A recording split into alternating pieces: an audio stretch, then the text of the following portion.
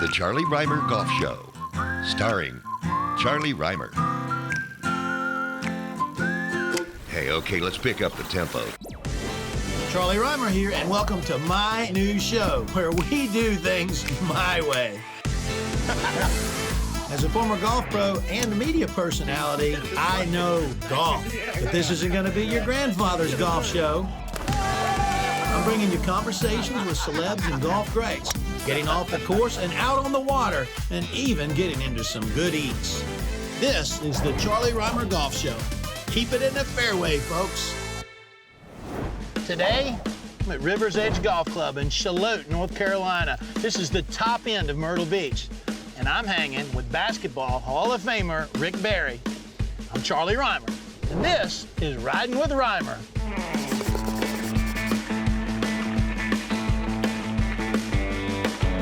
Rick Barry, come and get in my golf cart. We have got some golf to play today. All right. This is River's Edge. It's one of Mr. Palmer's courses. I know you knew Mr. Palmer. Yep. This one is one of his beauties. All right, well, it looks pretty right now as I try to keep it out of the marsh. I think you won't have any problem. I'm ready to watch you bust some drivers. Let's go. Rick, you are very likely one of the best athletes to ever lace up any kind of shoes. And looking at your record and everything that you've set, the Basketball Hall of Fame and the success you've had in other sports, the thing that interests me is being a great athlete. Do you think you were born to that, or is it something that you worked at? Well, here's the situation. I think that for any great athlete, it's born. And then if you're fortunate enough to have people to refine what it is that you have there inside your body naturally, Yeah. and to take it and to utilize it in the best way possible. When you look at a player, what is it that you're looking for? And I tell them, because in basketball, what I look for is does the player have a natural feel for the game? Mm-hmm. There's such a thing as a natural feel. If you don't have a natural feel for the game, you'll never be as good as someone who has a natural feel for the game, even if you're incredibly gifted athletically. And then you get the special players who have the natural feel, who are gifted athletically, and those are your superstar players. Right. Those are the ones that take everything that they have within them to maximize that potential to be as great as they wind up becoming. But without that natural feel, you just don't have it. I tell you, I can teach you how to pass a basketball. Yeah. I can't teach you how to see. Right. Okay? You either have that feel or you don't. And that's what I think it comes down to. I think it's the same situation for probably, in golfers. These guys had a natural feel for the game. Yeah. I mean, because it's not something, golf is so difficult. Oh my God, the respect that I have for golfers, Charlie, the most difficult sport I've ever tried to play. And I've been very good. I mean, I got to be a one handicap, and the better I got, the more frustrated I got, the more time you have to put into it. Boy, it is such a difficult game. So many games in one. I mean, I know basketball and here, football, right here. so many games in one. But it's here, it's the mental part. Yeah, and you're not reacting so there's many nothing. times. No, there's zero reaction to golf. That's the whole thing. That little silly white ball is just sitting there, and you just have to look at it and figure out what to do, and the different shots you have to have, the different clubs you have to use, the conditions you play in. I tell people, you can play golf 365 days a year, 366 a leap year. Same tees, same pin placement, never will have the same shot twice, ever. It's an impossibility. Yeah. That's how difficult golf is. All right, so let's go hit some golf balls. You're gonna love what I got for you today. Okay. This is River's Edge Golf Club, designed by Mr. Palmer. We got some great views, and I'm gonna get you to hit some long drives. I mean, when you're world long drive champion, you need to hit driver, right? I gotta hear about this juju swing, the load and explode. Oh, no. I used to do that. I did that with Brad Peterson, who got me. There's a great story. Actually, I'm at a retired players association deal in Las Vegas, and I see this guy talking to some of the guys that I know after the meeting was over. So I see him doing this crazy thing. This is what he did here. He did it here, this, up, and do that. I'm always open to things, right? Yeah. So I said, show me. I went to the driving range right over there by the airport in Las Vegas, and he showed me what it was. And I started to practice with it. And my first competitions and all, I went out and used that swing, and I wound up winning a world-long driving championship. One of four. One of four. You know, I came close in a couple other ones. I mean, one guy, I hit a ball, it hit and plugged. His ball hit and rolled, and he beat me just by a little bit, and I wound up losing that one. Yeah, so I went back to my other stuff, and I don't swing any differently than I swing when I play, and I still wound up winning. Let's see it. Let's see you launch one out there.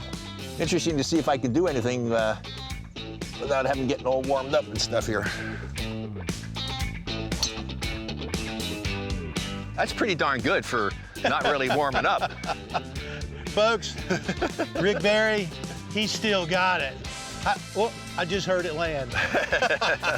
What a great swing. That's awesome. Not bad for an old man. That's perfect. You spend your whole life trying to not hit the ball in the water. Okay. I'm seeing this really cool river right there. Okay, I'm going to try to see if I can get it to splash right in the water over there. It's my challenge of the day. My wife always did that when we went skiing, the challenge of the day. So let's see if I can hit it straight enough to get a splash in that water. You got 20-yard wide river. All right, let's see what we got here.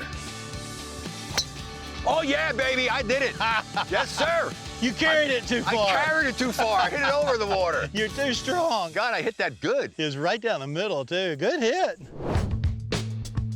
You are among the two most competitive people that I've ever been around in my life. Four-time world long drive champion. You're ranked in pickleball. You have various business interests. I see so many parallels between you and Jack Nicklaus. Jack Nicklaus with his business, with tennis. I know you played a lot of tennis. I'm sure you probably played a lot of tennis with him. And now his main form of competition, he loves raising money for Nicklaus Children's Healthcare Foundation. And he likes to fly fish. And he likes to fly fish, and he wants to beat you in anything that you do. And the two of you are the most competitive I've ever seen. Where does that competitive spirit come from for you? Well, probably my father. My father was a semi-pro player and coach. He's the one that laid that foundation and taught me how to play the game the right way. He was a perfectionist. I mean, he was never satisfied. And I remember, and I try to tell kids, my father instilled in me one of the best things ever, and I try to instill in all my boys, is take pride in everything that you do in life. Always give your best effort, and don't be afraid to fail. Yeah. We're human beings. I mean, we're not, some supernatural person, or we're not a robot or whatever it may be. You're going to fail. But intelligent people learn from the mistakes that they make, and you minimize those mistakes and try not to repeat them. And that helps to make you better. What I love hearing from you today is so much of the concepts that work in sports. This is what you're talking, is that intersection of how you learn things that work in sports, that work in business, that work in family. It's common sense, put people in a position to succeed, treat people with respect, work hard, team. That's what I love so much about hanging out with somebody like you, because I'm thinking of things that, that you're talking basketball, but I'm thinking, well, how do I put that in play in my family? How do I put that in play in my business? And that whole intersection of sports and business, I think is just a wonderful mesh. Life and sports, business and sports especially, the correlation when I talk to businesses, I think the same talents and skills or qualities that I had as a person to be successful in basketball apply to the business world as well. Mm-hmm. It's just a matter of preparing yourself properly, being honest with yourself. And again, the other thing is that so many people are afraid to fail. Everybody fails. It's okay to fail. Just don't keep doing the same dumb things over and over again, right? Learn from it. Learn from your mistakes. So, Rick, it's been awesome spending time with you. I want to finish up here at 18. You got the unusual putting technique. You got to show that off for me here at 18. All right, happy to do it. All right, Rick, I know you like a good challenge. Yeah. We got this 15-footer for birdie here at 18. I'm gonna put a hand in your face and see if you can make it. Well, here's the thing, is that I can shoot my free throws when you have enough confidence with my eyes closed. I can make 80% with my eyes closed. Let's see, hand in face. So let me get lined up first and then see if I can putt it without having to look at it once I get lined up. Let me get here. Because if you have it down enough, you should be able to do it. Hand in face. Go ahead. Well, you can actually do that. I could actually close my eyes, too. Okay. Close my eyes.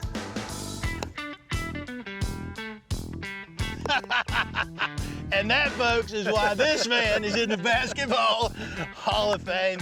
Rick, it's a pleasure. I learned so much from you today, and I know our viewers did, too. Appreciate you spending time with us here in Myrtle Beach. My pleasure. Thanks for having me. Hand in the face. It didn't slow him down. I'm going to keep this one. This one's going on my shelf. That's so awesome.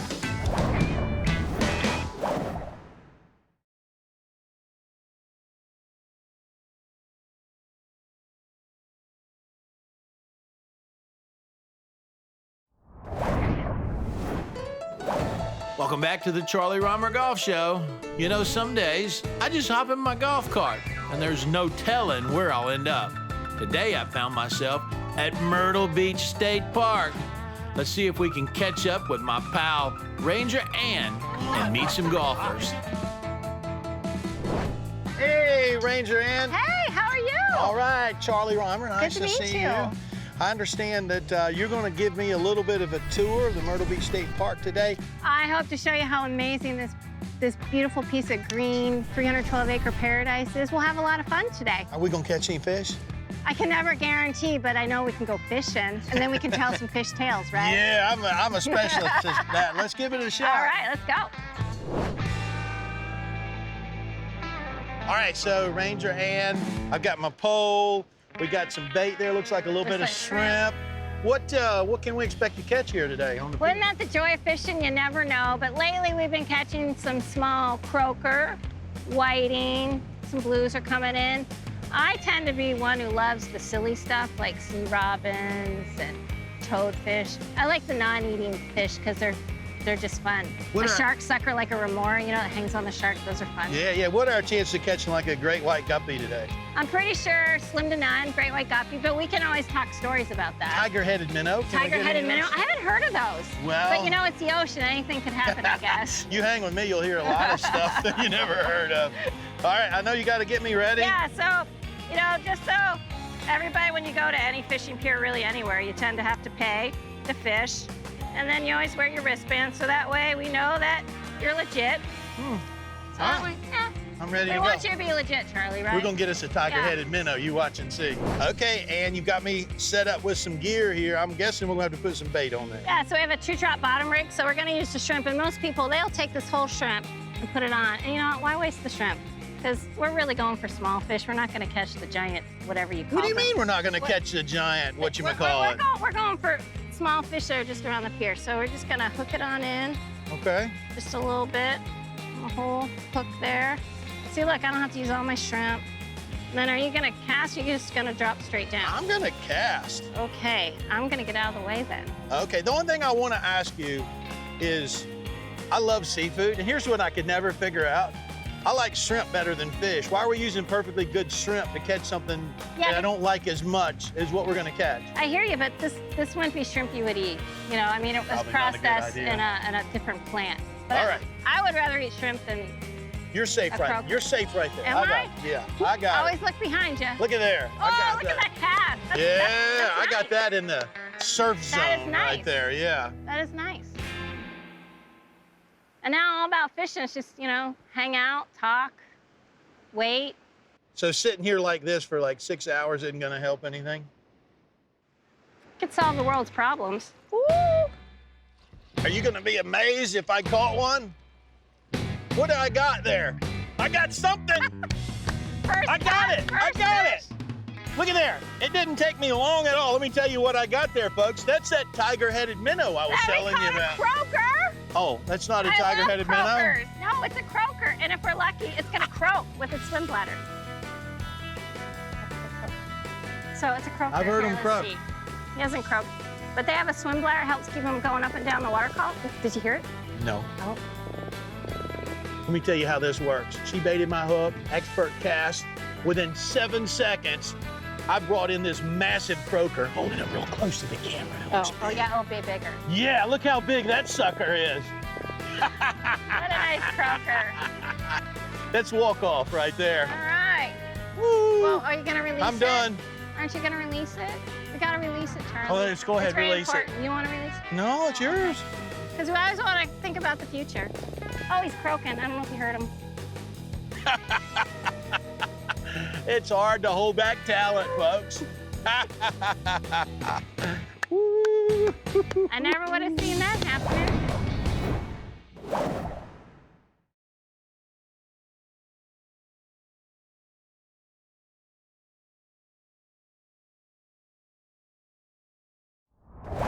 So one of my favorite things to do, besides fishing off the pier, is Yeah. to put out a crab trap. You never know what we'll catch.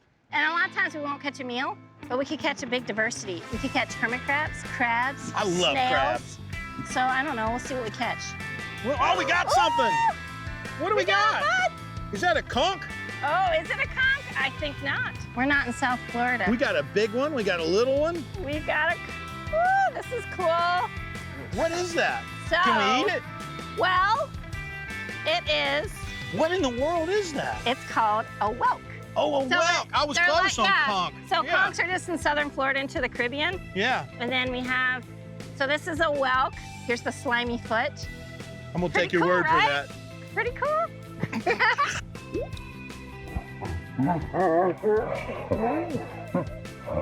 What's that thing So why doing? does it do Shooting that? poison at me? No, it's just shooting water, but basically it's just, it's a little scared. Ah. And so also a predator, if it's coming to eat it, it might, Yeah. what did you do? You backed off. It scared me So, away. yeah. So we have a whelk, and these whelks, you know, this is the skeleton. This animal will continue growing its shell. It can't leave. What do they get up, 60, 70 pounds or something like that? I think like this big. Oh, about that big. Yeah, so Chan, oh, you can see the foot coming out? Right. So It's not cool, very right? happy. Well, it's a little scary. And then this guy, Yep. I don't know if either of these are males or females. This is a hermit crab. Okay. And the hermit crab, so if this snail, this whelk would die, this Yeah. is a channeled whelk. If this snail would die, then a hermit crab will move into the shell because they have to find shells to protect their soft body. They don't make their own shell. These do not make their own shells, these make their own shell. Right here, this is how big this snail was when it was born, and it's added skeleton, calcium carbonate shell as it's gotten So I'm bigger. gonna pull for this one because it does more work. This Yeah. one here, the hermit crab, is just a thief. Well, maybe. I guess that's how you think of it. And these are different than the hermit crabs you buy in the stores. Those are land hermit crabs from Caribbean, Central America, Ecuador. These live in the ocean their entire lives. You cannot mix the two. So on a serious note, if I were here with my kids when they were a little younger, they would be wanting to keep these two critters. Is that allowed, or would you want to? Well, you don't really want to because you gotta have a saltwater aquarium. Yeah. And so, you know, depending on where you live, if you don't have a saltwater aquarium, you can't keep them. So I'm always, you know, again, I'm a park ranger. I'm always about appreciating the animals and then releasing them for the future generations so we can have more. Well, you know what? Let's put them back in that basket, Yeah. because I'm sure you could throw them down there, but that seems a little scary. So let's give them a friendly release. How exciting. You guys gave us a good time. We'll take care of you. Ooh. Ah. And you know what? I think I enjoyed that as much as I did catching the fish. It's pretty fun, right? Yeah, that's awesome. Because you never know what you'll catch. Never know. So I hate to interrupt you guys, but you look like you want to play Myrtle Beach State Park ambush trivia. Are you in or you out? We're in. Okay, 3 questions. If you get 3 questions right, you get these St. 9 golf balls. Any golfers? Yeah, a little bit. A little He's a bit? golfer. Not a whole lot. Oh, okay. Well, now, where are you guys in from? Canada, Ottawa, Ontario. All right, that's awesome. Let's play. Question number 1. According to USGA rules, what is the maximum number of clubs you can have in your bag? Is there a time limit on this? No. Look at smoke coming out of his ears. You see that smoke coming out of his ears? Oh, he's counting his up. Yeah, the club, that's what I'm trying to 5, track. You like 7, 9, 11, 12, 13. How many? Okay, come on, say it now. 13. Let's go with 13. Lucky number 13. Okay, y'all are 1 off. Maximum of 14. 14. Okay, Maybe it's we were 13 close. in Canada. I need to We were check. close. I don't know. 13 lucky Yeah, numbers. no, I Not think so- it's 14 not so lucky. everywhere. Okay, go off to a good start. It's time to bounce. You bogeyed number 1. Let's see if we can get a birdie on 2. Okay, what endangered species makes its nest along the Myrtle Beach State Park beaches in the summer? Let's go with turtles. Turtle. Final answer? You got that right. More specifically, the loggerhead sea turtles. Those are the big Okay. ones. So we got to be careful around here because we need those things around for a long time. All right, 1 and 1. Okay, you got to get 2 more right to get the golf balls. Which of the 4 major tournaments has Roy McIlroy yet to win? So there's 4 majors. Roy McIlroy has won 3. Let's go with Masters. There you go. Boy, I tell you what, you say you don't play golf, but you got right on that one. I'm pretty quick. Okay, so you're 2 and 1, 2 and 1. You can do that one. Okay, so Myrtle Beach State Park was the first South Carolina state park created under which president? A, Franklin D. Roosevelt, B, Dwight D. Eisenhower, C, Jimmy Carter. I'm gonna have to go with A. What? No? Oh, I think it's A. I think it's A. Franklin I think it's A. Delano Roosevelt. And the second one was Eisenhower. I vote A. Second one was Eisenhower. I vote A. FDR you're going with. Yeah. All right, y'all are 3-1. You get the golf balls. Thank you. Yeah, I don't know what you I contributed. didn't do it.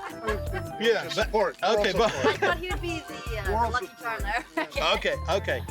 We're gonna just have one more question. See how we do. We're at a state park. This might be related to wildlife. In golf, what do you call a score on a hole that is 3 under par? It's the rarest of birds. Have you seen any eagles lately? Right, so they're not very rare then. This is the rarest of birds. I bet you've never seen one. Yeah, probably not. Because in golf we call it an albatross. That's when you make a 1 on a 4 or a 2 on a 5. They were completely extinct. They might be. In golf they're not. They're just very rare. Well, we appreciate y'all coming down from Canada. Thank you. Thank you. All right. Hope you enjoy your trip. Thank you very much. Thank you. All right. Appreciate it. Thank you. If you've enjoyed visiting Myrtle Beach State Park as much as I have, check out a park nearby next time you travel to South Carolina. From the mountains to the coast, there's bound to be a state park near you. Visit SouthCarolinaParks.com for more info.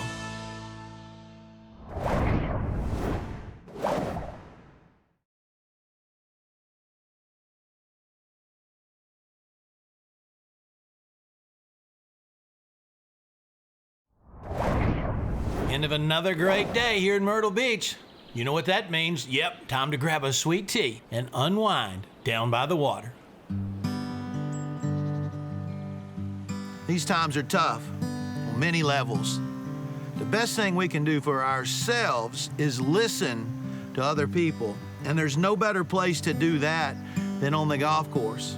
Make it a point to start a conversation with somebody new. Ask about them. Everybody's got a story to tell. I'll bet if you do that, you learn something and you make a new friend. Hope you've enjoyed the Charlie Rymer Golf Show, and keep it in the fairway, folks.